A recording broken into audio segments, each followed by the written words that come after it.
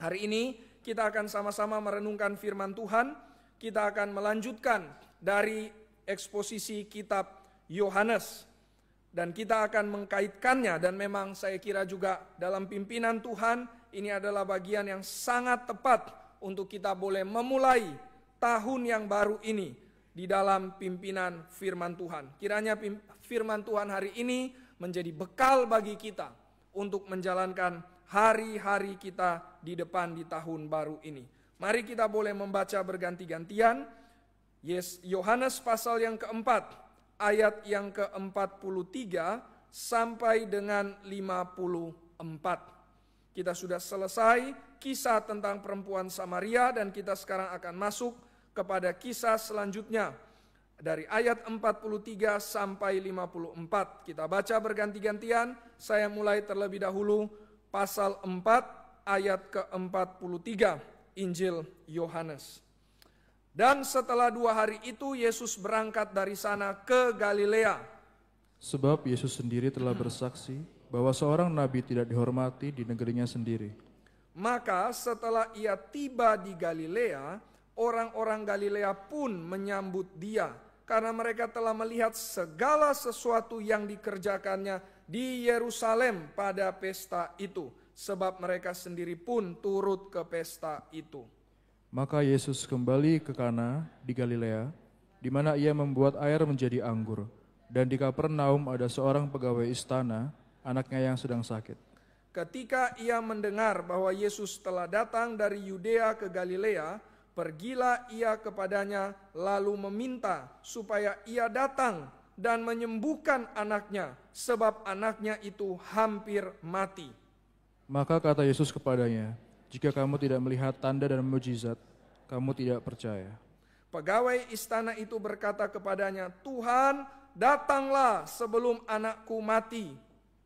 Kata Yesus kepadanya, pergilah, anakmu hidup. Orang itu percaya akan perkataan yang dikatakan Yesus kepadanya, lalu pergi. Ketika ia masih di tengah jalan, hamba-hambanya telah datang kepadanya dengan kabar bahwa anaknya hidup. Jawab mereka, kemarin siang pukul 1 demamnya hilang. Maka teringatlah ayah itu bahwa pada saat itulah Yesus berkata kepadanya, anakmu hidup.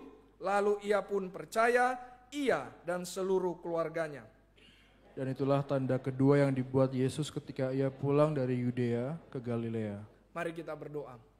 Bapa di dalam kerajaan sorga, Tuhan, kami membutuhkan firman-Mu. Firman-Mu lah yang akan menuntun kami di tengah-tengah dunia yang makin lama makin gelap, oleh karena dunia makin hilang di dalam keberdosaannya. Tuhan, tolong kami supaya kami boleh mendapatkan kehendak-Mu, isi hati-Mu, pimpinan-Mu, supaya kami ya Tuhan di dalam hidup yang Tuhan percayakan di depan ini tidak hidup sia-sia, tidak hidup sembarangan, tidak hidup salah arah, tidak hidup tersesat, tetapi boleh menggenapi apa yang menjadi panggilan Tuhan dan kehendak Tuhan di dalam hidup kami dan di mana kami berada. Tuhan tolong pimpin, hadirlah di tengah-tengah kami. Seperti Tuhan sudah menyatakan diri di dalam kebaktian yang pertama. Kiranya sekali lagi ya Tuhan, di dalam belas kasih-Mu, jangan tinggalkan kami. Nyatakanlah firman-Mu, nyatakanlah pengajaran-Mu, nyatakanlah ya Tuhan kehendak-Mu bagi kami. Berkatilah waktu ke depan, sertailah kami, pimpinlah kami. Dalam nama Tuhan Yesus, kami bersyukur dan berdoa. Amin. Saudara-saudara sekalian, sekarang kita berpindah ke Galilea. Sebelumnya kita selesai di dalam kisah tentang perempuan Samaria. Kita berada di Galilea, sekarang kita berada di Samaria, sekarang kita menuju ke Galilea. Yesus memang di dalam perjalanannya menuju ke Galilea bersama dengan murid-muridnya. Tapi di dalam pimpinan Tuhan, dia harus singgah selama 2 hari di Samaria. Kenapa? Karena di situ ada seorang perempuan Samaria. Lalu dari perempuan Samaria ini menyebar berita Injil kepada orang-orang yang ada di Samaria. Tuhan Yesus harus singgah di Samaria karena ada jiwa-jiwa yang harus diselamatkan. Sekarang Yesus melanjutkan perjalanan ke Galilea. Nah, saudara-saudara sekalian, kalau kita lihat di sini, maka dikatakan di Galilea Yesus disambut. Itu ayat yang ke-45. Ini berbeda dengan di Samaria. Di Samaria Yesus tidak disambut. Di Samaria ketika Yesus berhadapan dengan seorang wanita yang mengambil air di tengah hari, justru wanita itu berkata, "Siapa kamu? Orang Yahudi, tetapi mau meminta air kepadaku, seorang perempuan dan seorang Samaria lagi." Ada sikap yang anti, ada sikap yang prejudis, ada sikap yang menolak kehadiran seorang Yahudi. Yesus tidak disambut di Samaria. Tetapi di Galilea, Yesus justru sangat disambut. Tapi yang menarik saudara-saudara sekalian, kalau kita lihat di ayat yang ke-44, di situ dikatakan oleh Yesus sendiri, tetapi diparafrasekan oleh Yohanes. Ini adalah kalimat Yesus yang sangat terkenal. Seorang nabi tidak dihormati di negerinya sendiri. Negeri sendiri itu di mana? Yesus orang Nazaret. Berarti Nazaret ada di Galilea. Berarti Yesus mengatakan, saya di Galilea tidak dihormati. Wah, ini menarik. Di dalam eksposisi kita perlu melihat ada kata-kata kunci. Nah, saudara-saudara sekalian, kenapa di dalam Gereja Reform Injili Indonesia, dan saya kira di awal tahun kita perlu mengingatkan hal ini. Kenapa kita berjuang untuk menjelaskan firman Tuhan, menguraikan firman Tuhan secara eksposisi. Karena kita rindu supaya setiap kita boleh melihat apa yang Tuhan mau sampaikan lewat firman-Nya. Kita boleh mempelajari Alkitab dan melihat keindahan, kesatuan, sekaligus bagaimana kita menghidupi firman itu. Nah, saudara-saudara sekalian, di sini ada hal yang unik. Yesus berkata, saya tidak dihormati. Di mana? Di Galilea. Tetapi di ayat 45 dikatakan, saya atau Yesus disambut di Galilea. Maka saudara-saudara sekalian, dua hal ini terlihat kontradiktif, dua hal ini terlihat bertentangan. Tetapi bagaimana kita memahami hal ini? Saudara-saudara sekalian, Yesus membedakan antara disambut dan dihormati. Seringkali kita berpikir kalau disambut berarti juga dihormati. Kalau orang disambut berarti dihargai, dimuliakan. Tapi Yesus mengatakan, saya tidak dihormati. Apakah Yesus mau cari hormat? Bukan. Yesus bukan mau cari hormat. Tapi Yesus ingin menyatakan isi hati manusia. Di Samaria memang seolah-olah Yesus tidak disambut pada awalnya. Tapi pada akhirnya Yesus dimuliakan, dihormati. Kenapa? Karena dia diakui, dia diterima sebagai Mesias, sebagai Raja, dan sebagai Juru Selamat dunia. Sekarang di Galilea Yesus disambut. Tapi disambut karena apa? Dikatakan di ayat 45, mereka menyambut dia karena Yesus melaksanakan mujizat. Maka saudara-saudara sekalian, menyambut beda dengan menghormati. Yesus bukan cuma mau disambut. Yesus seharusnya dimuliakan, ditinggikan, dihormati. Karena dia bukan sekedar pembuat mujizat. Dia adalah Mesias, Raja, dan Juru Selamat dunia. Saudara, mari kita memulai tahun yang baru bukan sekedar menyambut Yesus. Menyambut itu human center.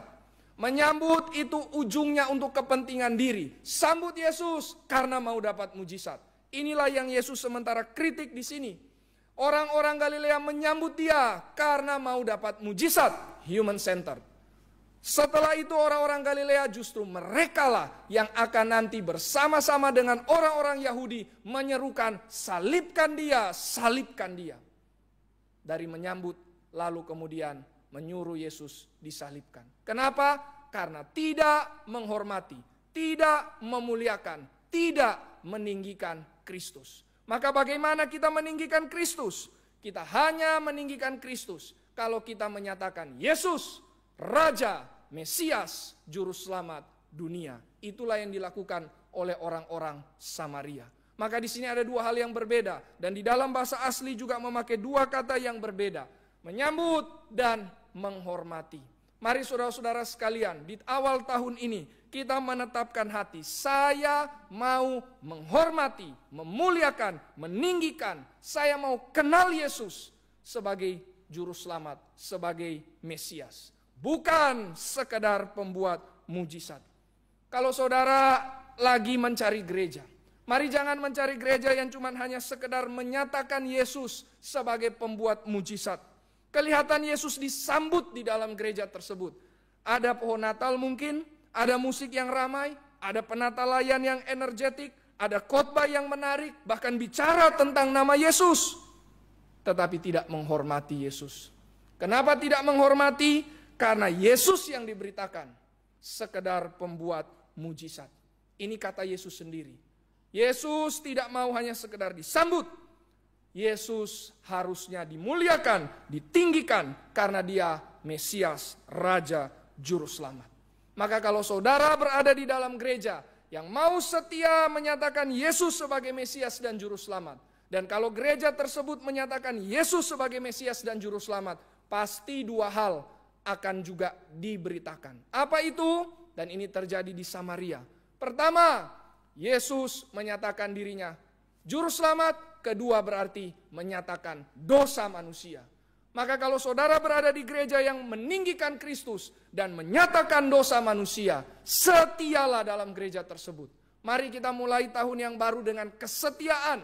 Kesetiaan di mana? Kesetiaan untuk berjuang bagi pekerjaan Tuhan. Kesetiaan untuk bersama-sama dengan jemaat Tuhan yang lain meninggikan Kristus dan menyatakan dosa manusia.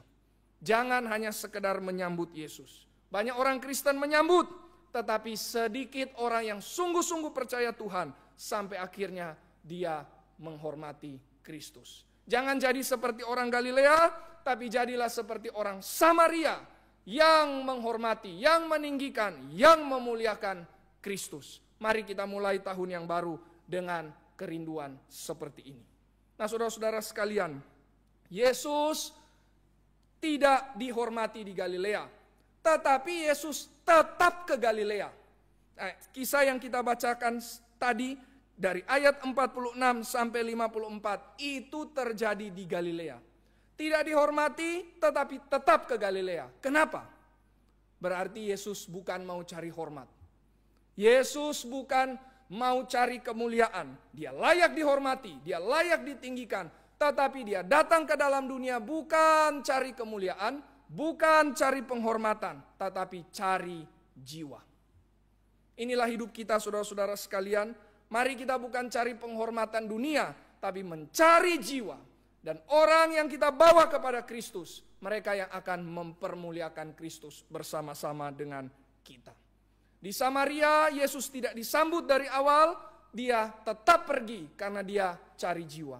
Di Galilea dia disambut, tetapi dia tidak dihormati, tidak dimuliakan, tetapi dia juga tetap pergi. Kenapa? Karena ada jiwa yang harus dia cari. Siapa itu? Ada seorang ayah, seorang pegawai istana, termasuk keluarganya juga yang diselamatkan di dalam Kristus. Nah, ini akan kita lihat selanjutnya dan ini akan kita renungkan dengan mendetail saudara-saudara sekalian. Maka di sini kita melihat seorang pegawai istana, dia datang kepada Yesus. Dia ingin mencari, dia ingin memohon, dia ingin supaya Yesus datang untuk menyembuhkan anaknya. Saudara-saudara sekalian, pertama-tama kisah ini terlihat mirip dengan kisah yang ada di kitab Injil lainnya. Nah, maka orang seringkali mengatakan ini dua kisah yang mirip tapi kok ada bedanya. Apakah itu berarti Alkitab kontradiksi? Apakah itu berarti Alkitab saling berlawanan? Saudara nanti bisa lihat di sini ditulis ada di Matius pasal 8 lalu di Lukas pasal 7. Kisah yang mirip tapi juga beda. Nah, bedanya apa? Bedanya adalah pertama-tama di sini Yesus mengkoreksi iman dari pegawai istana ini. Jadi di dalam Injil-Injil lain tidak ada koreksi. Di dalam Injil-Injil lain malah dipuji. Tetapi di sini justru dikoreksi. Lalu perbedaan berikutnya adalah yang bermasalah di sini adalah seorang anak, bukan seorang hamba. Di Injil lainnya itu seorang hamba. Nah, maka saudara-saudara sekalian, ini adalah dua cerita yang berbeda sebenarnya. Maka kita tidak perlu khawatir kalau ada orang yang mengatakan Alkitab itu kontradiksi. Kenapa ceritanya bisa demikian? Karena memang berbeda. Nah, sekarang kita mau melihat saudara-saudara sekalian, apa yang Yesus ingin bicarakan di sini. Ada pesan apa bagi kita di dalam kisah ini? Ini bukan cuma sekedar kisah sejarah, ini bukan cuma kisah kronologis tentang hidup Yesus, tetapi ini kisah yang akan memberikan pelajaran bagi hidup kita, bagaimana kita hidup sebagai anak-anak Tuhan. Sekarang mari kita masuk, saudara-saudara sekalian. Apa yang menjadi pesan utama dalam kisah ini? Kisah ini ingin supaya kita melihat tentang pertumbuhan iman. Pertumbuhan iman. Saudara-saudara sekalian, tahun baru, maka komitmen apa yang harus ada di dalam hidup kita? Bukan terlebih dahulu komitmen-komitmen yang bersifat kepentingan diri. Bukan terlebih dahulu komitmen-komitmen yang isinya tentang optimisme, tentang rancangan-rancangan yang menarik. Tapi mari pertama-tama kita mulai dulu dengan kerinduan. Saya mau bertumbuh di dalam iman. From faith to faith. Kenapa harus bertumbuh dalam iman? Alkitab mengatakan iman itu seperti perisai. Maka di dalam zaman dulu kalau saudara melihat film-film kolosal, maka perisai dipakai untuk menudungi para prajurit supaya mereka tidak kena tembakan musuh yang bergerak seperti parabola tersebut dan kemudian menghujam ke tubuh mereka. Dijaga, ditudungi oleh perisai. Maka saudara-saudara sekalian, Paulus berkata, iman itu adalah perisai. Bagaimana engkau bisa menghadapi panah-panah api dari si jahat? Bagaimana engkau bisa bertahan menghadapi serangan dari si iblis kalau engkau tidak punya perisai iman? Maka perisai iman ini harus dikuatkan. Iman harus bertumbuh. Kita harus bertumbuh di dalam iman. Mari tahun yang baru, jangan seperti tahun yang lalu. Jangan seperti dalam hal apa? Jangan iman kita mandek. Jangan iman kita stagnan. Tapi mari iman kita bertumbuh. Kenapa mesti bertumbuh? Supaya saya bisa menahan serangan si iblis dan berbalik untuk menyerang kuasa jahat. Mari jadi orang Kristen yang jangan mau kalah dengan serangan jahat. Tapi bagaimana supaya tidak bisa kalah? Kita tidak bisa menang, tidak bisa bertahan dengan kekuatan kita. Tapi kita perlu perisai iman yang kokoh, yang kuat, yang teguh untuk menghadapi serangan iblis. Nah, maka di dalam kisah ini, mari kita perhatikan bagaimana kita bertumbuh di dalam iman. Paling tidak, ada dua macam iman di sini. Mulai dari iman yang level lebih rendah, lalu naik ke iman yang level lebih tinggi. Mulai dari iman yang masih kanak-kanak, lalu naik kepada iman yang dewasa. Dari iman yang lemah, naik kepada iman yang kuat. Pertama, saudara-saudara sekalian, saya katakan ini adalah the seeking faith. Iman yang membawa orang untuk mencari, untuk memohon, untuk meminta kepada Tuhan. Saudara-saudara sekalian, kita bisa bayangkan menaruh posisi di dalam konteks sang ayah atau sang pegawai istana ini. Bayangkan dia memiliki seorang anak. Anaknya sakit. Cari pengobatan, cari dokter, cari tabib. Opini satu, ganti opini kedua, ganti opini yang lain. Semua tidak dapat menolong. Punya anak, sakit. Orang tidak bisa menolong. Justru yang terjadi adalah makin parah, makin menuju kepada kematian. Bayangkan bagaimana keadaan sang ayah ini.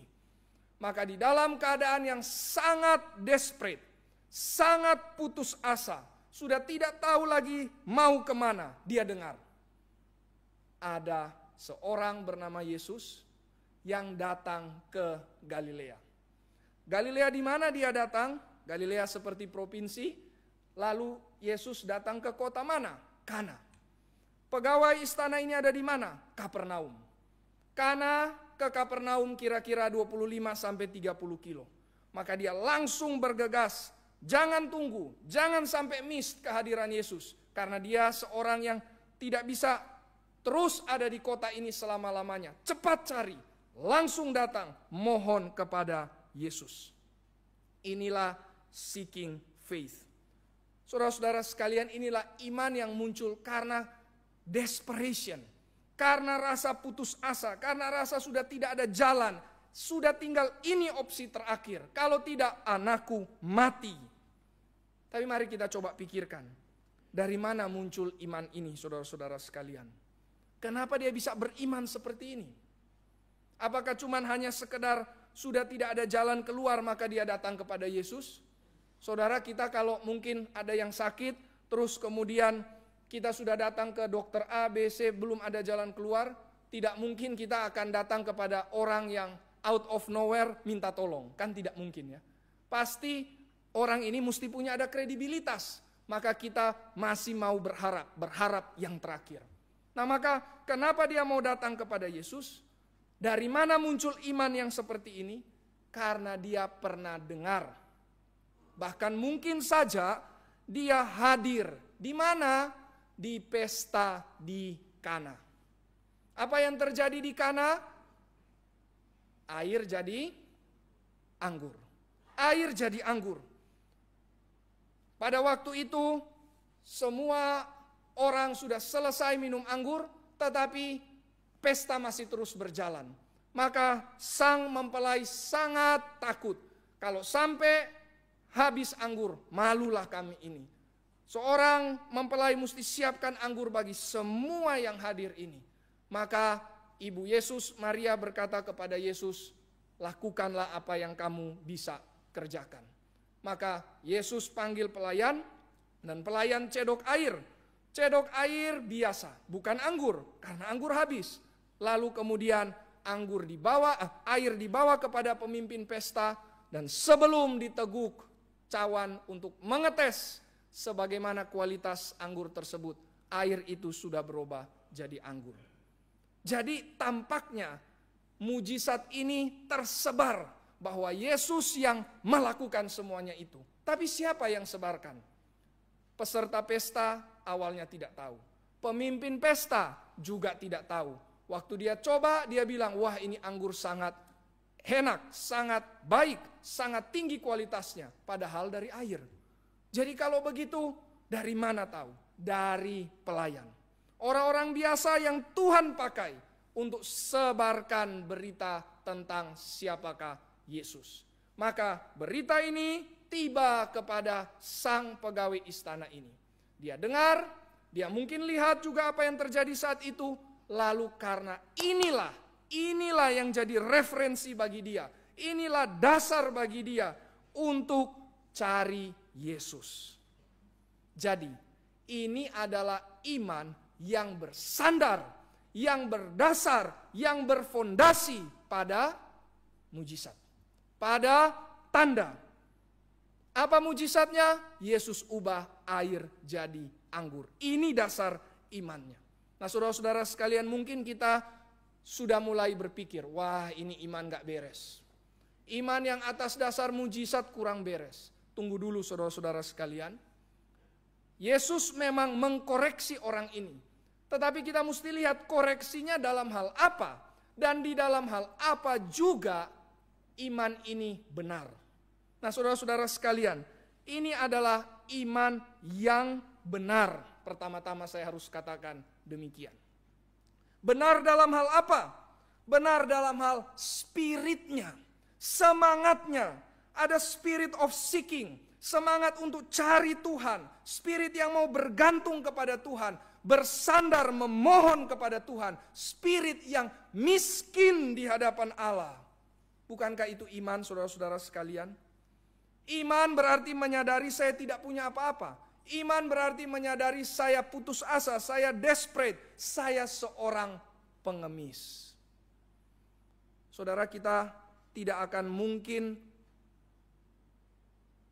bisa dikatakan sebagai seorang beriman. kalau kita tidak pernah merasakan sebagai seorang pengemis. Pengemis tidak punya apa-apa. Pengemis cuman memohon belas kasihan. Pengemis tangannya terbuka. Itulah spirit miskin di hadapan Allah. Kalau kita selama ini merasa saya punya hal yang saya bisa sandarkan, saya punya hal yang bisa saya gantungkan, pegang, kita belum jadi orang yang beriman. Orang beriman adalah orang yang sadar dia tidak punya apa-apa dan sekarang dia mohon belas kasihan Tuhan. Dan ini terus seharusnya terjadi di dalam kehidupan orang Kristen. Sayangnya. Banyak orang mengaku beriman, tapi tidak punya spirit yang miskin seperti ini. Mungkin saudara mengatakan, loh saya tidak pernah ada dalam kondisi seperti seorang pegawai ini. Anaknya mau mati, saya belum pernah merasakan itu. Saudara, kondisinya memang beda dengan kita. Tetapi spiritnya harus sama. Spirit apa? Spirit miskin. Spirit apa? Spirit desperate. Spirit apa? Spirit yang mau memohon kepada Tuhan. Maka saya ingin tanyakan beberapa hal ini. Kapan saudara-saudara sekalian kita terakhir merasa desperate dan memohon kepada Tuhan agar Tuhan berbelas kasihan mengampuni dosa kita? Kapan terakhir kali? Karena kalau Tuhan tidak ampuni, kita mati, kita binasa. Kita mungkin sangat mudah seringkali mengatakan, saya sudah selamat, saya sudah tidak binasa, saya memiliki hidup yang kekal. Tetapi apakah sebelum mengatakan perkataan ini, kita ada hati yang desperate di hadapan Tuhan, hati yang memohon belas kasihan Tuhan, hati yang memohon pengampunan Tuhan? Karena kalau tidak, kita binasa. Kapan terakhir kali kita merasa desperate di hadapan Tuhan? Itu menunjukkan kapan kita terakhir kali beriman. Kapan kita pernah merasa desperate dan memohon kepada Tuhan agar Tuhan kiranya menguduskan kita, menyucikan kita dari hidup yang berdosa ini, supaya aku bisa dipakai oleh Tuhan menjadi perabot yang mulia. Kapan terakhir kali? Kapan terakhir kali kita merasa desperate dan datang ke hadapan Tuhan agar Tuhan mampukan kita untuk melawan dosa karena kita terlalu lemah menghadapi dosa? Kapan terakhir kali kita merasa desperate dan memohon kepada Tuhan agar Tuhan selamatkan anak kita, bukan selamatkan fisik, selamatkan imannya supaya dia tidak binasa, selamatkan pasangan kita supaya dia tidak binasa, selamatkan orang-orang yang kita kasihi supaya dia tidak binasa? Kapan terakhir kali? Kalau kita orang beriman, maka kita akan punya hati yang desperate dan miskin di hadapan Allah.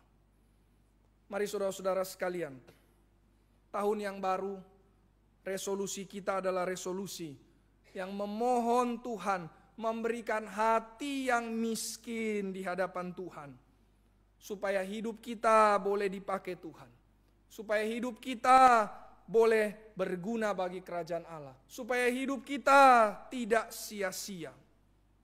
Mari ini yang kita minta, hati yang desperate di hadapan Tuhan. Jadi saudara-saudara sekalian, iman sang ayah ini apakah iman yang benar? Ya, spiritnya benar. Tapi sekarang mari kita sampai kepada koreksi yang Yesus berikan. Mari kita lihat di ayat yang ke-48. Yesus berkata kepada pegawai istana ini, jika kamu tidak melihat tanda dan mujizat, kamu tidak percaya. Kenapa Yesus mengkoreksi iman dari orang ini? Ya, ini iman yang benar, tapi ini iman yang punya ruang untuk bertumbuh. Ya, ini iman yang benar, tapi ini iman yang harus meningkat levelnya, harus menjadi lebih kuat untuk bisa menahan serangan jahat dari si iblis. Maka saudara-saudara sekalian, apa yang Yesus ingin katakan? Yesus ingin mengatakan fondasinya, landasannya, dasarnya harus diperbaiki. Landasan iman dari pegawai istana ini adalah pasir, bukan batu. Dasarnya tidak kokoh, sangat lemah. Dan apakah itu? Mujizat.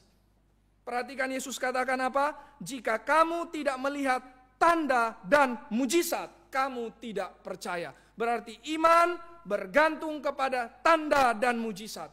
Iman yang berlandaskan, berfondasi kepada mujizat dan tanda. Saudara-saudara sekalian, iman yang bergantung kepada mujizat itu apa masalahnya? Apa masalahnya? Iman yang bergantung kepada mujizat itu adalah iman yang harus melihat baru bisa percaya. Iman yang harus ada bukti baru bisa percaya. Saudara-saudara sekalian, mujizat itu punya signifikansi. Mujizat menyatakan Yesus anak Allah. Yesus membuat air jadi anggur, menyatakan dia berkuasa atas alam. Yesus membuat orang sakit kusta sembuh, menyatakan Yesus berkuasa atas sakit penyakit. Yesus membuat orang yang mati jadi hidup, menyatakan dia berkuasa atas alam maut. Yesus anak Allah. Tapi saudara-saudara sekalian, masalahnya adalah kalau kita terus bergantung pada mujizat sebagai landasan kita beriman, masalahnya adalah dalam hidup ini kita tidak selalu bisa melihat mujizat terjadi. Kita tidak selalu bisa melihat hal-hal baik terjadi, keajaiban-keajaiban terjadi. Justru yang kita lihat mungkin bukan mujizat, tapi musibah. Justru yang kita alami bukan keajaiban, tapi kemalangan. Justru yang kita dapatkan bukan hal yang baik, tapi terkadang hal yang buruk menurut pikiran manusia. Lihat saja saudara-saudara sekalian, awal tahun ini. Tanggal 1 sudah ada aksi terorisme di Amerika, New Orleans. Awal tahun di Eropa, syuting massal terjadi di Montenegro. Awal tahun Korea Selatan, Asia bergejolak, sudah 3 benua. Saudara-saudara sekalian, apa yang kita lihat? Belum di Indonesia. Kalau Indonesia kita sudah sangat tahu. Maka apa yang kita bisa lihat? Kita tidak bisa lihat apa-apa selain kegelapan. Maka saudara-saudara sekalian, kalau iman berdasarkan mujizat, maka harus melihat. Sekali lagi perhatikan ayat 48. Jika kamu tidak melihat. Jadi masalah iman yang dilandaskan kepada mujizat adalah harus selalu melihat. Harus selalu menuntut bukti. Harus selalu menunggu hal-hal baik dulu terjadi, baru saya mau percaya. Sekali lagi masalahnya saudara-saudara sekalian, kalau iman berdasarkan hal-hal yang baik, berdasarkan mujizat, berdasarkan keajaiban-keajaiban, kita tidak selalu melihat hal-hal tersebut dalam hidup. Bahkan seringkali yang kita lihat kegelapan. Kalau kegelapan berarti tidak bisa lihat apa-apa. Itulah yang seringkali kita lihat. Sekarang kalau itu yang kita lihat, lalu iman kita didasarkan pada penglihatan, maka saudara-saudara sekalian, iman kita akan jadi goyah, akan jadi runtuh, dan bahkan tenggelam.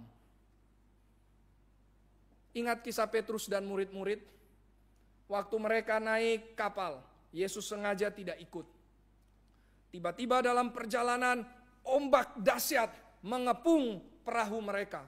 Ini orang-orang yang sudah sangat berpengalaman, tetapi terombang-ambing, akhirnya ketakutan.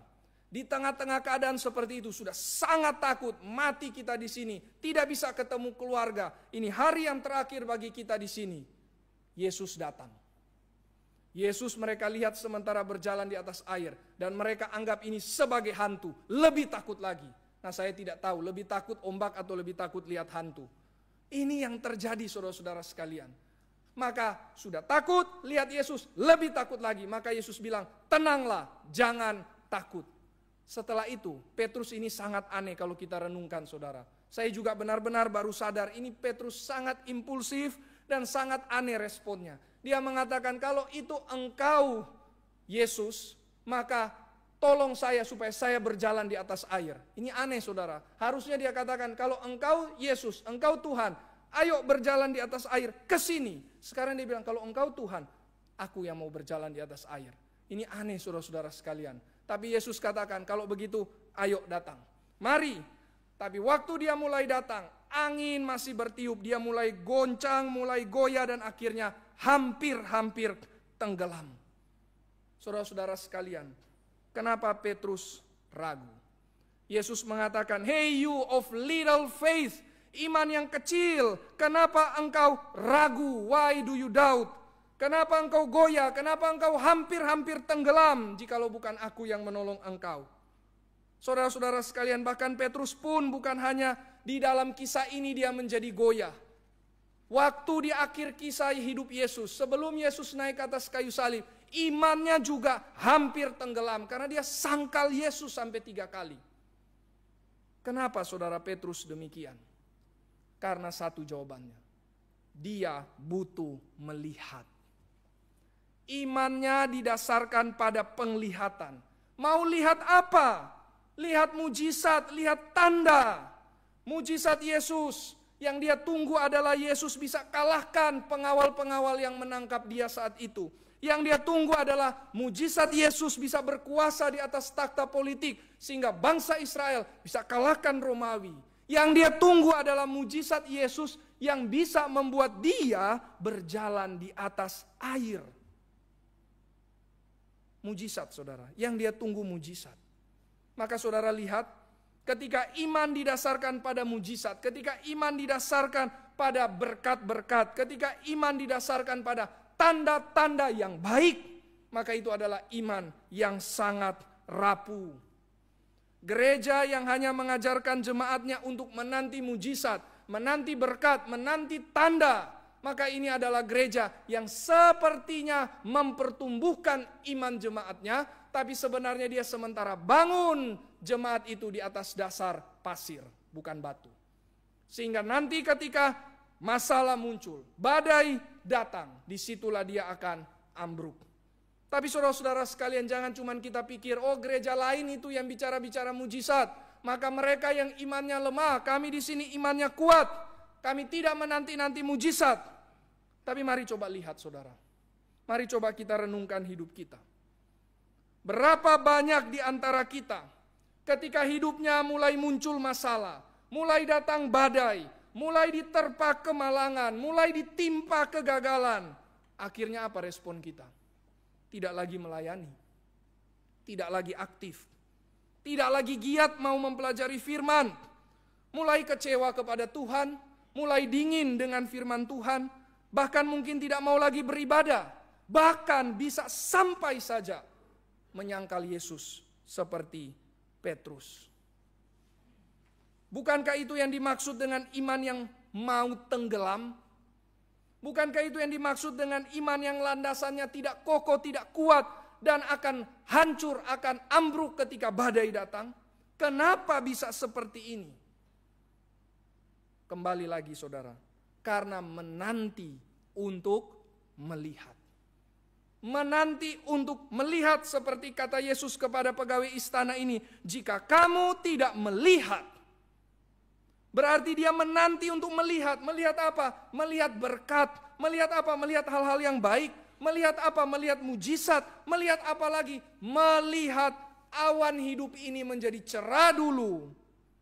Baru saya mau hidup bagi Tuhan. Baru saya mau melayani Tuhan.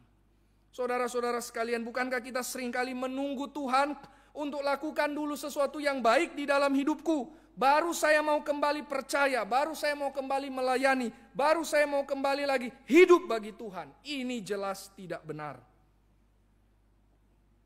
Ini akhirnya kita memberikan kondisi kepada Tuhan, memberikan syarat kepada Tuhan. Tuhan, kalau engkau bikin ini, kalau engkau lakukan ini dulu, baru saya mau ikut engkau.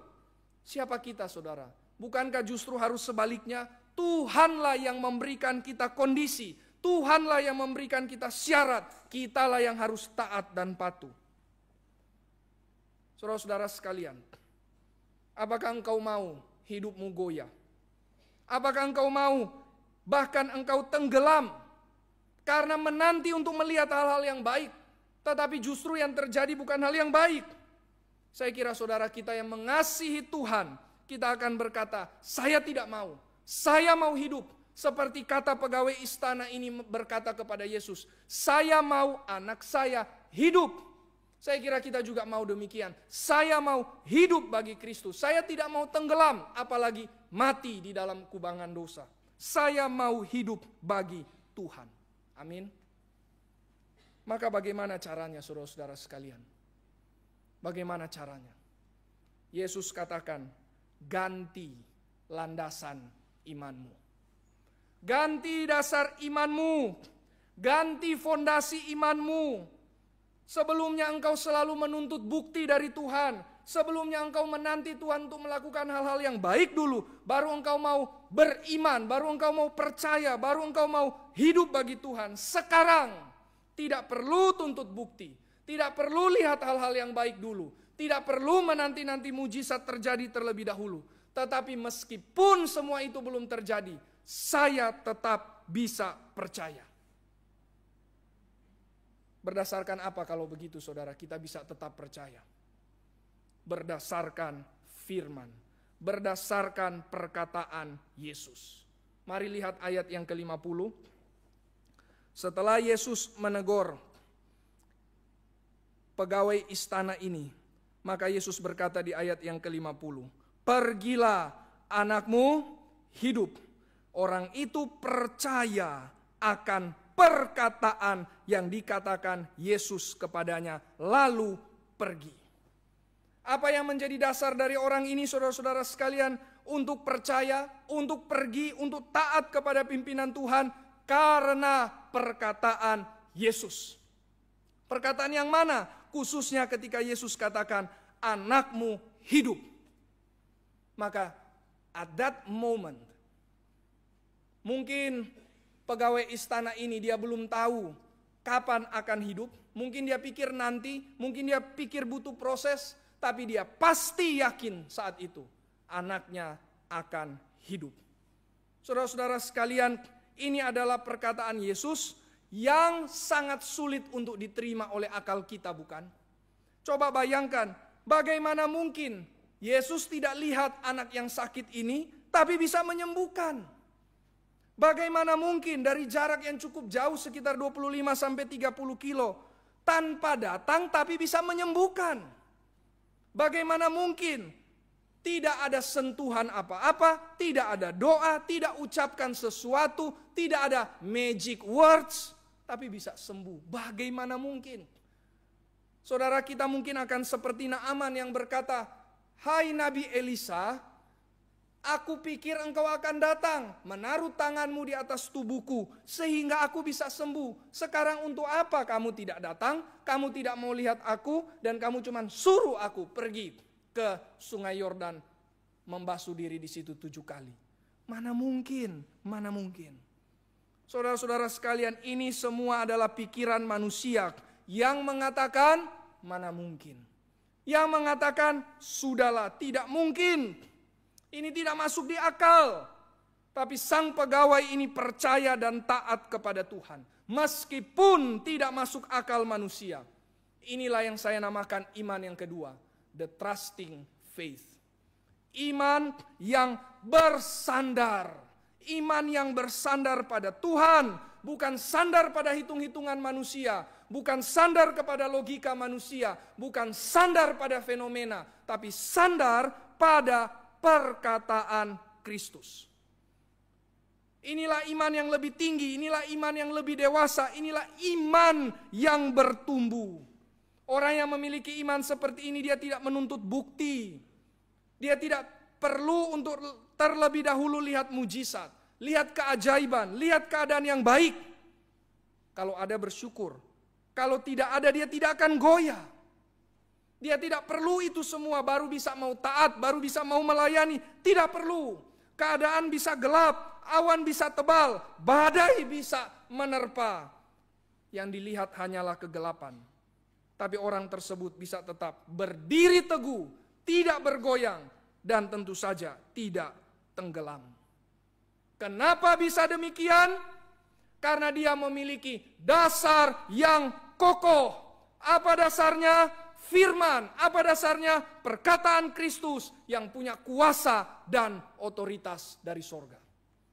Saudara, kalau kita lihat dari Alkitab, sejak dari kisah penciptaan, kisah para bapa-bapa leluhur, kisah para nabi, kisah para raja, kisah Yesus datang lahir ke dalam dunia, sampai Yesus naik ke sorga, kisah awal mula gereja, kisah Roh Kudus datang bekerja, sampai pada nanti nubuatan, kisah Yesus datang kali kedua, eskatologi. Semua itu hanya terjadi karena perkataan Kristus.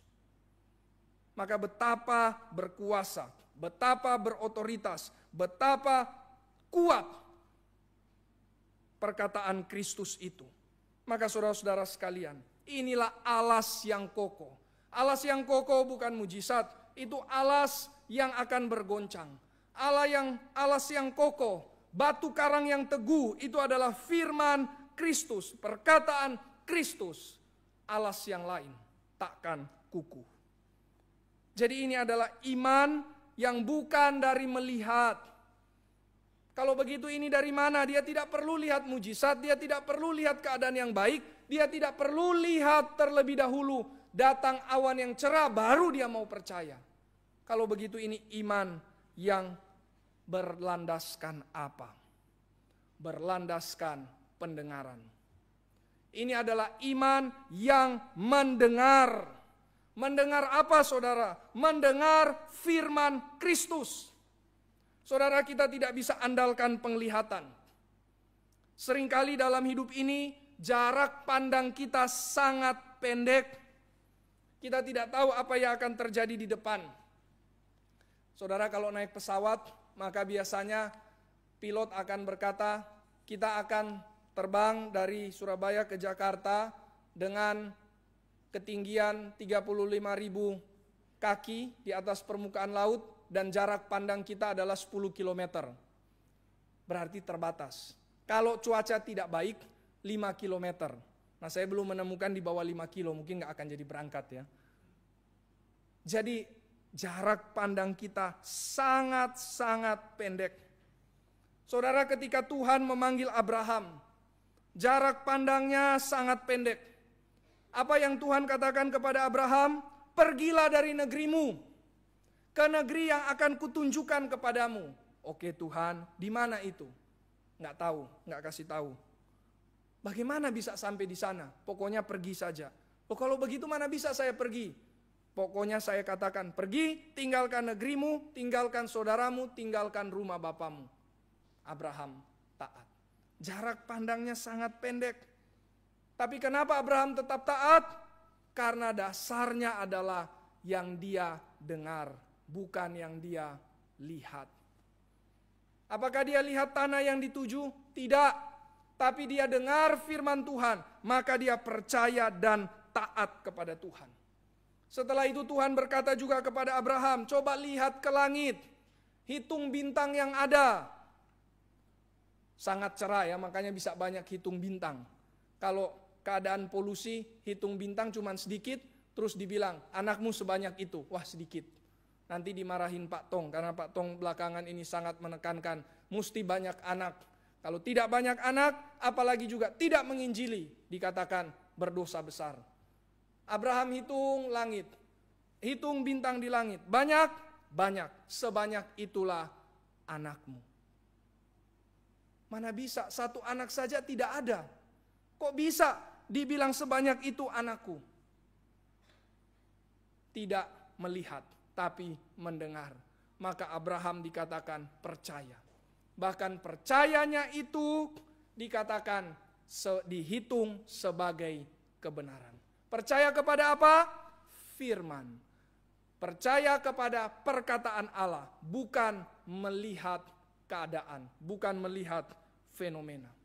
Maka saudara-saudara sekalian, Abraham itu adalah orang yang rela berjalan di dalam kegelapan. Rela berlayar di tengah badai yang kencang, rela melemparkan hidupnya di dalam ketidakjelasan. Karena dia mendengar firman. Maka apakah hasilnya? Hasilnya adalah Tuhan menggenapi firman-Nya, bukan? Hasilnya adalah Tuhan tidak lupa janjinya, bukan? Saudara-saudara sekalian, kita harus ingat lagu Bapa Surgawi memeliharaku. Ada satu ayat yang sangat indah. Dikatakan, walaupun jalanku jadi gelap, juru selamatku tidak pernah lelap. Saudara, kita mesti diisi dengan firman dan diisi dengan lagu-lagu yang berdasarkan firman supaya kita bisa dengar. Hai anak-anak muda, hai pemuda, engkau diisi dengan apa? Engkau dengar apa? Saudara, kalau engkau dengar hal-hal duniawi, kalau yang engkau dengar ajaran-ajaran dari luar, oh saya tidak sengaja mendengar begitu. Iya, tapi kalau engkau sudah memperbiasakan, maka meskipun tidak sadar, segala pengajaran yang salah masuk dan engkau dengar, disitulah engkau membangun hidupmu di atas dasar yang goncang, dasar yang lemah, dasar yang tidak kukuh. Maka dengarlah firman. Maka lagu itu yang sangat indah berkata, walaupun jalanku jadi gelap, juru selamatku tak pernah lelap. Kenapa tidak pernah lelap? Karena Tuhan yang janji, Dia yang akan menggenapi janjinya. Tuhan kerjakan mujizat, bukan? Ada anak yang lahir dari ketidakmungkinan, yaitu Ishak. Dari Ishak jadi Yakub, Yakub 12 anak dan jadilah seluruh bangsa Israel. Maka saudara-saudara sekalian, kita akan melihat mujizat Tuhan, berkat Tuhan, kemuliaan Tuhan. Tetapi nanti, jangan tuntut ini dulu. Bukan see and then believe, bukan. Tapi believe, trust and then see the wonders of God. Itulah yang harus jadi hidup kita, saudara-saudara sekalian. Dan inilah yang terjadi di dalam kisah ini, bukan?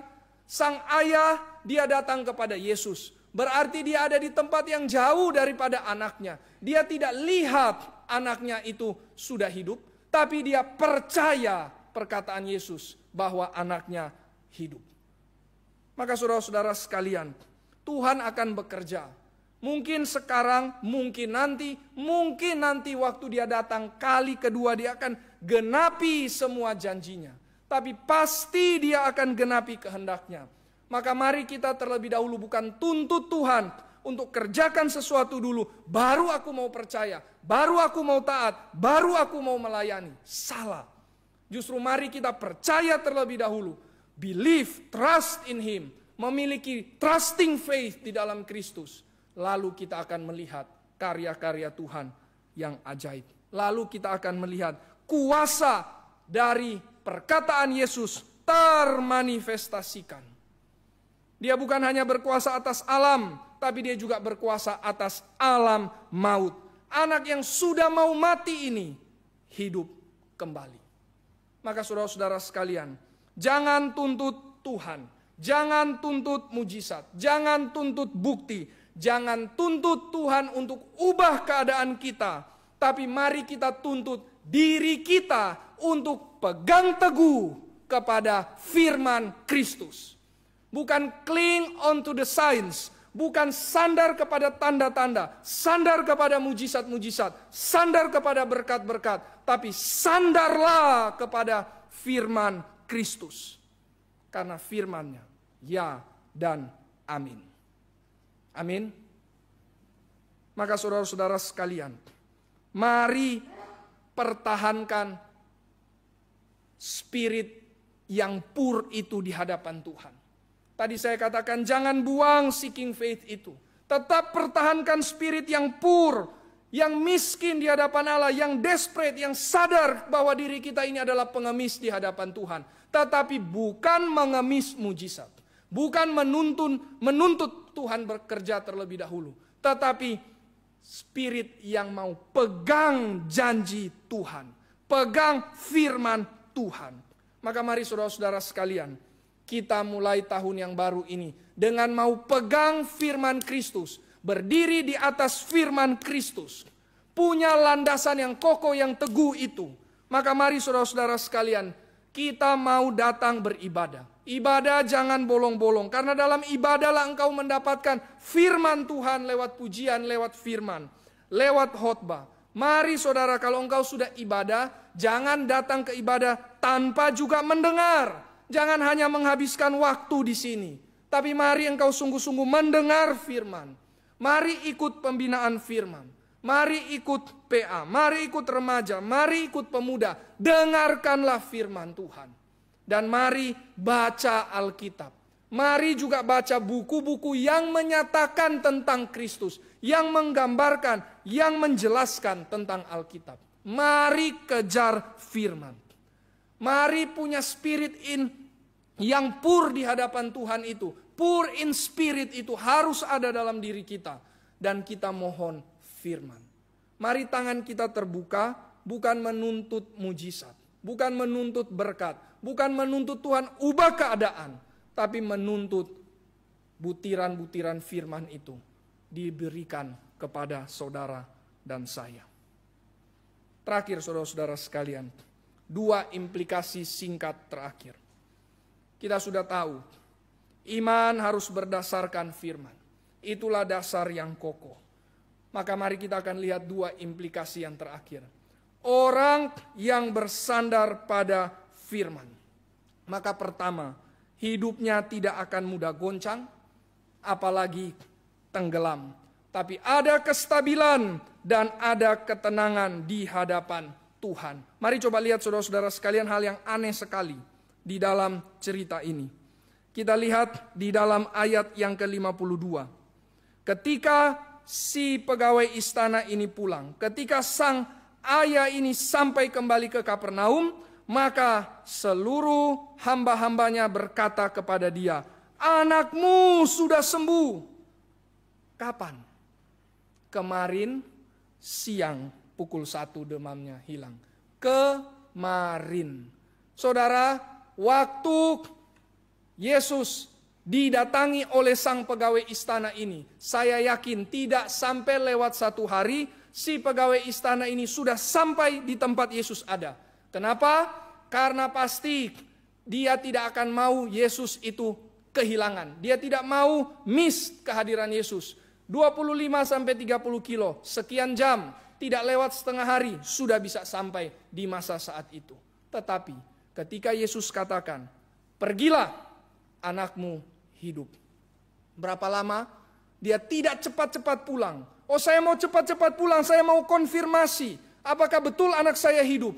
Saya mau cepat-cepat pulang." Jangan-jangan ini cuma omongan yang keliru dari Yesus.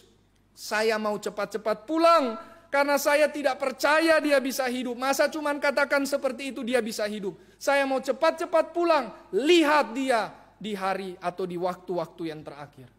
Tidak, saudara. Dia pulang seolah-olah lambat-lambat. Kemarin, 1 hari berarti dia ambil waktu. Kenapa? Kenapa? Saya kira jawabannya satu hal saja. Dia sudah ada damai, dia ada harap yang penuh dan sukacita bahwa Yesus akan genapi janjinya.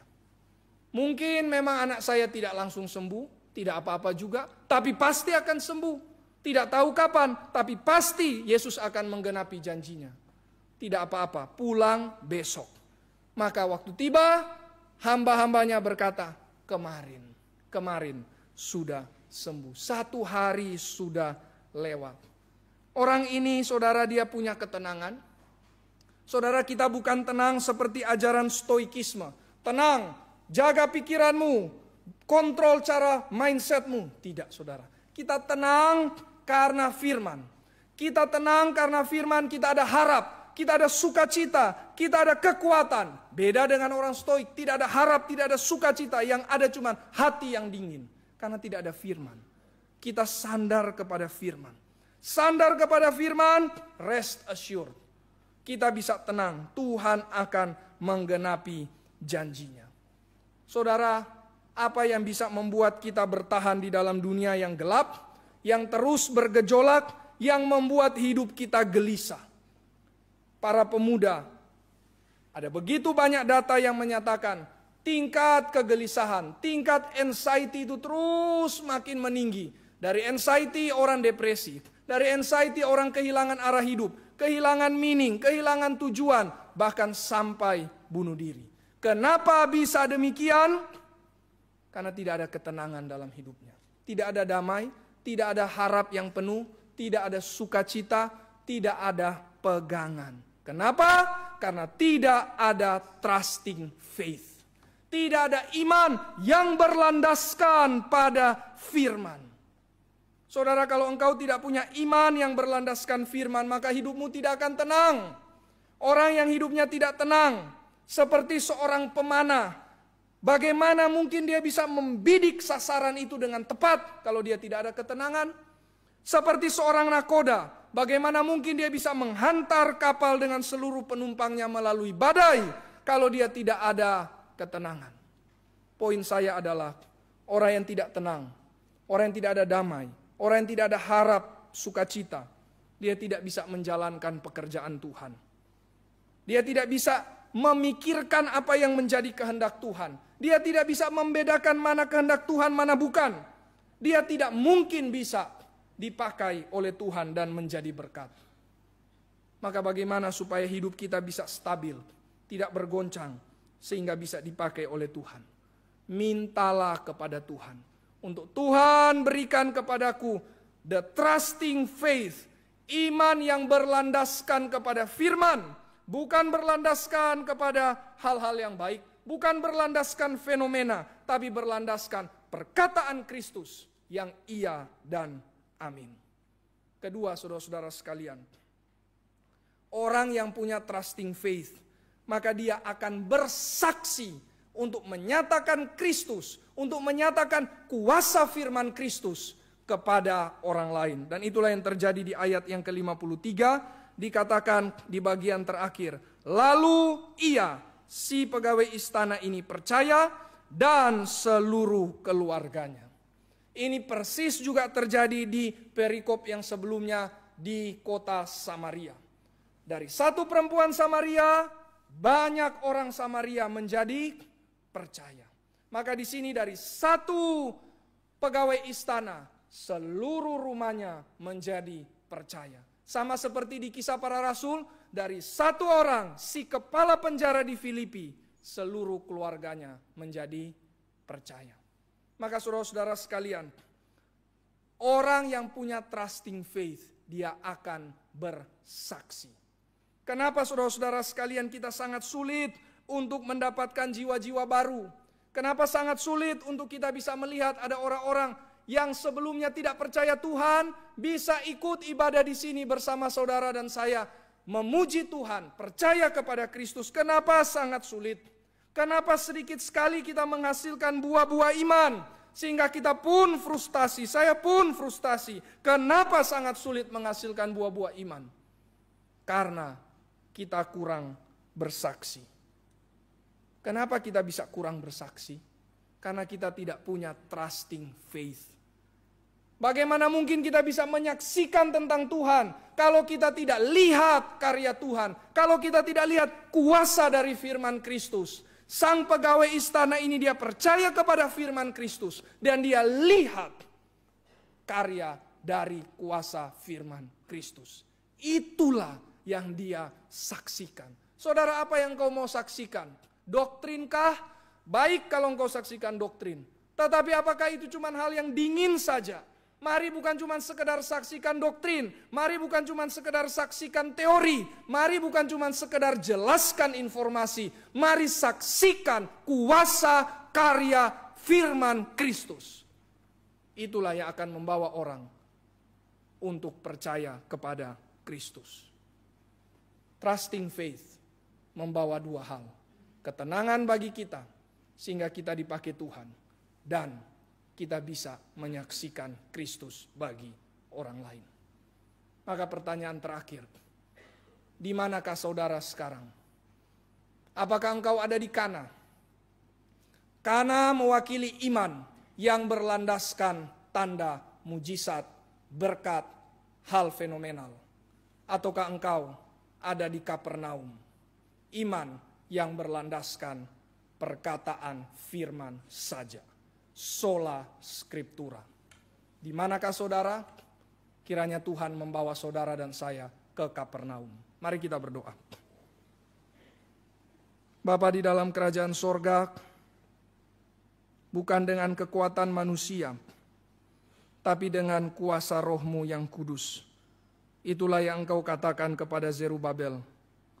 Maka ya Tuhan, Allah kami yang hidup, kiranya Roh-Mu yang berkuasa, kiranya firman-Mu yang memiliki otoritas, bertakhtalah di dalam hati kami, sehingga hidup kami memiliki landasan yang tidak berguncang, sehingga hidup kami memiliki landasan yang kokoh, karena kami melandaskan hidup kami kepada firman-Mu.